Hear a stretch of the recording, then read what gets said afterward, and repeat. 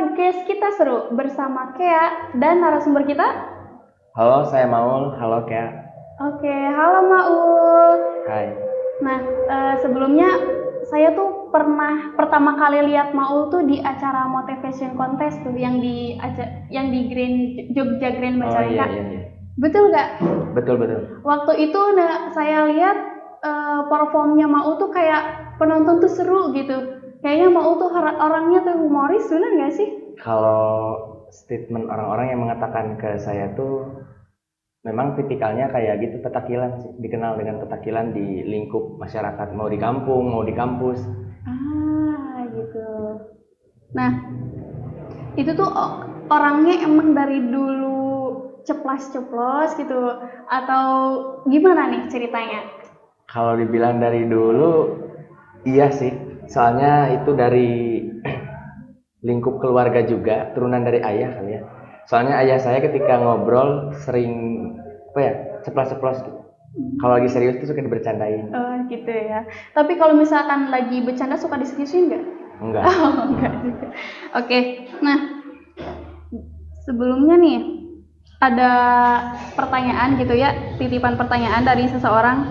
Apakah karena suka nonton komedi apa gimana? Suka nggak sih sama konten-konten kayak hiburan kayak gitu?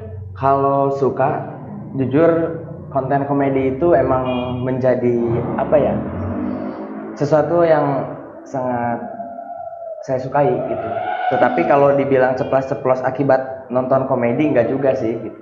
Jadi banyak faktor lain yang mendorong saya tuh suka ceplas-ceplos kalau ngomong gitu. Suka, kalau bahasa Sundanya tuh suka heureuy lah gitu.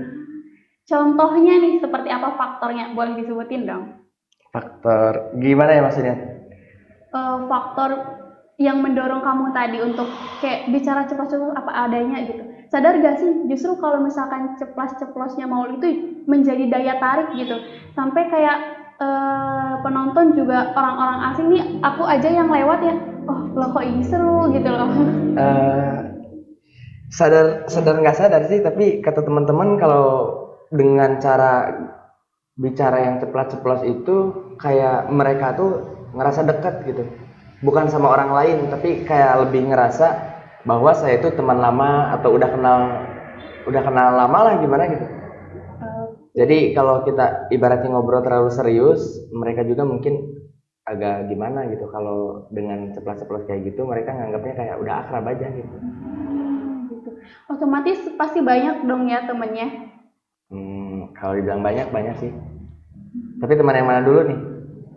Teman sekedar teman gitu. Emang ada berapa jenis teman kalau menurut Maul? Banyak sih, ada teman yang jadi support buat kita, ada teman yang hanya sekedar say hi, atau teman di dunia maya, banyak. Beda-beda gitu ya? Beda-beda. Oke. Nah, pernah nggak sih ada hal yang ngerasa nggak enak gitu? Maksudnya pernah suatu kejadian konflik apa tuh karena ceplas-ceplos mungkin menurut kamu itu bercanda tapi ada orang yang kayak nyangkanya jadi serius kayak gitu. Kalau itu sih, kayaknya nggak pernah deh kalau akibat saya ceplos-ceplos jadi konflik, kecuali yang bikin saya gak enak itu dengan apa ya, dengan labeling yang saya seperti ini.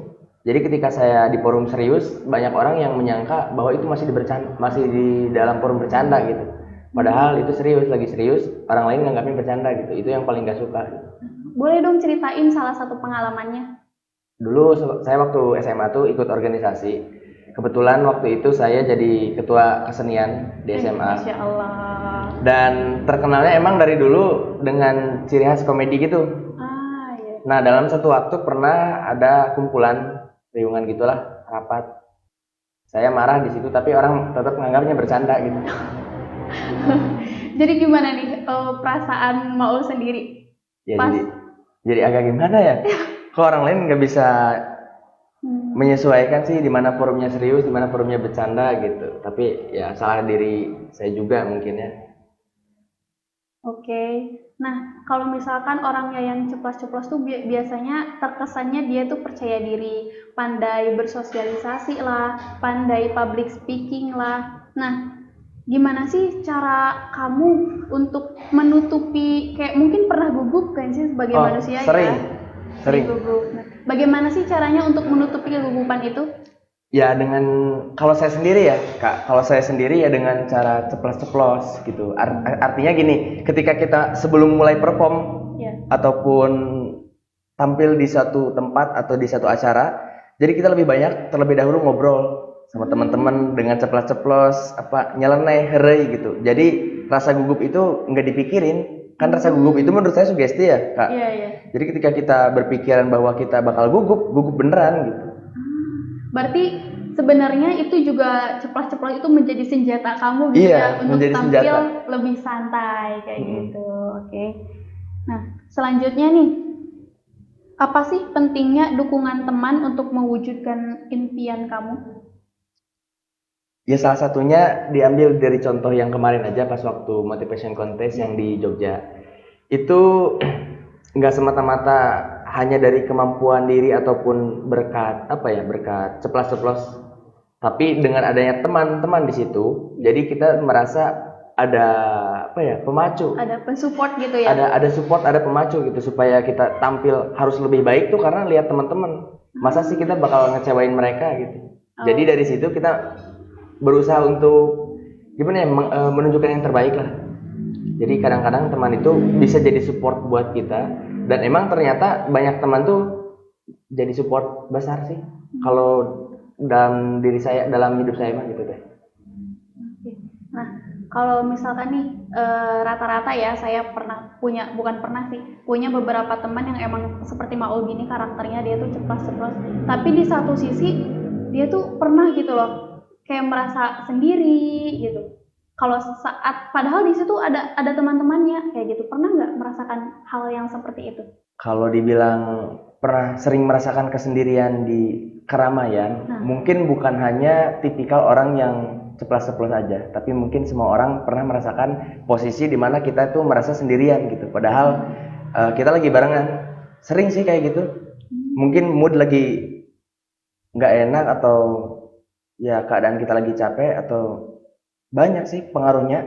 Tapi kalau dibilang sering merasa sendiri, emang sering merasa sendiri meskipun kita banyak kan gitu.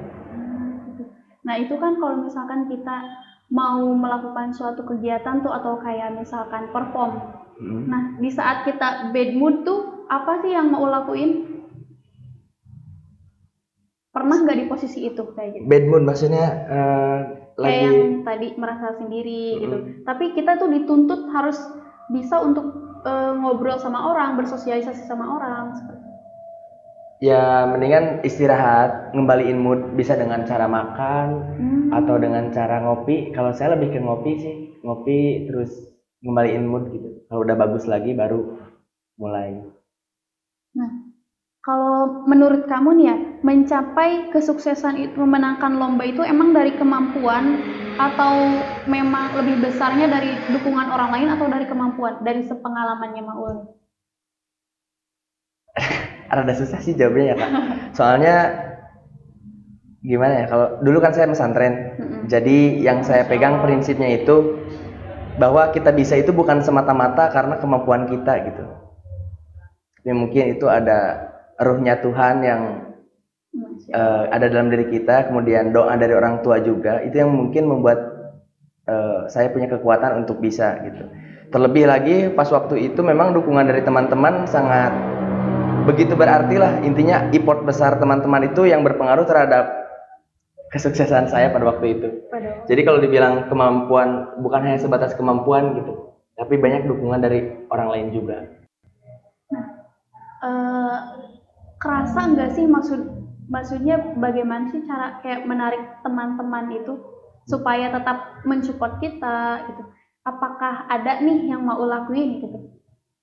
Kalau itu cara saya ketika berteman itu ya saling melengkapi. Maksudnya gini Kak, saya punya teman ketika dia ngobrol saya dengerin, ketika saya diminta untuk ngasih solusi saya kasih solusi, kalau enggak pun saya dengerin gitu. Maksudnya ketika kita ada waktu buat ngomong ya ngomong, kalau selebihnya kita dengerin gitu. Oke, nah yang terakhir nih, boleh dong kasih tip buat sobat PKS biar bisa menjadi orang yang percaya diri. Tipsnya itu, kalau dari saya ya, kurang lebih seperti ini. Ketika kita pengen bisa public speaking atau berbicara di depan halayak, pertama, ini buat pesan teman-teman di rumah juga ya. Pertama, sering melakukan latihan. Pertama, mental percaya dirinya dibangun. Yang kedua, teman-teman sering melakukan latihan dengan cara sering ngobrol di depan cermin. Dan yang terakhir, yang ketiga, yaitu dengan cara sering membaca buku ataupun referensi. Maka dengan sering latihan seperti itu, saya jamin teman-teman akan mulai terbiasa dengan public speaking. Nah, jadi itu ya teman-teman, tips and trick bagaimana sih agar kita bisa lebih percaya diri, baik itu untuk perform ataupun bersosialisasi. Terima kasih kepada Kak Maul ya yang sudah berkenan hadir gitu di acara podcast Kita Seru. Dan jangan lupa teman-teman, like, comment, and share, subscribe juga podcast Kita Seru channel TV Majalengka, dan ikuti terus keseruan kami berikutnya. Wassalamualaikum warahmatullahi wabarakatuh.